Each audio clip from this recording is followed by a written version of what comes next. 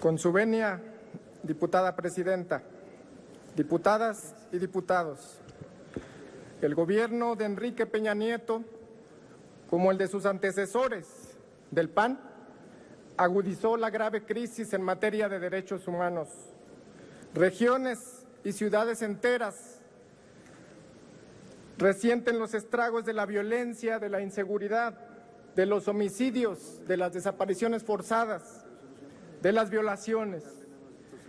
Nos dejan un país empobrecido, una realidad que sacude por sus extremas desigualdades, por la falta de oportunidades, por la crueldad de los crímenes. Nos dejan una violencia desbordada. También existe una violencia institucionalizada, la del sistema de procuración de justicia, que también nos dejan, que castiga más a los más pobres, a las y los indígenas, a las mujeres y a quienes tienen una preferencia sexual distinta.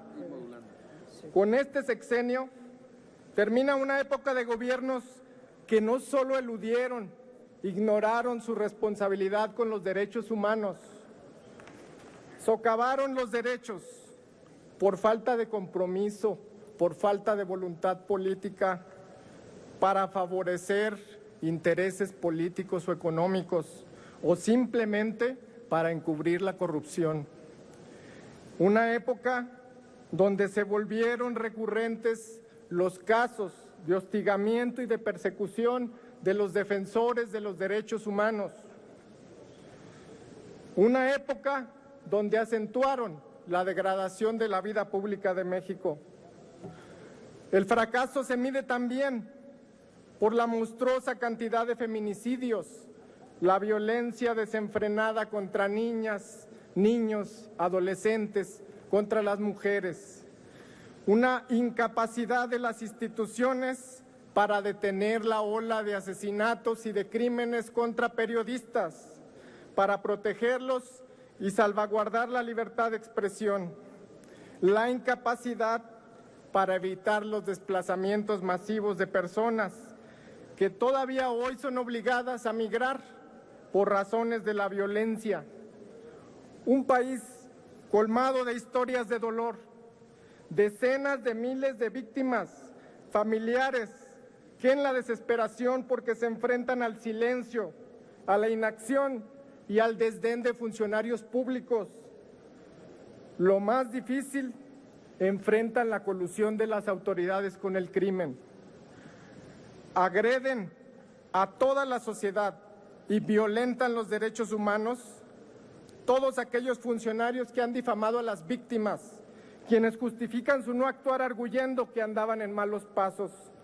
Desde aquí refrendamos el compromiso de Morena con todas aquellas familias que todos los días libran batallas con entereza, sin descanso, por la verdad y la justicia que habrá de llegar sin lugar a dudas. La bancada de Morena ratifica el compromiso inquebrantable con el caso de los 43 estudiantes desaparecidos de la Normal Isidro Burgos de Ayotzinapa.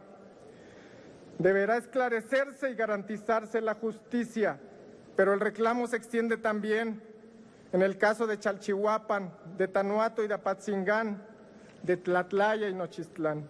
50 años han pasado desde aquel episodio atroz de Tlatelolco, 47 de aquel 10 de junio del Halconazo. La violencia ilegal del Estado buscó ahogar sin conseguirlo la conciencia crítica, no lo olvidemos. La movilización de los estudiantes que, por cierto, hoy están en las calles luchando por sus derechos para desterrar por siempre las agresiones y la violencia.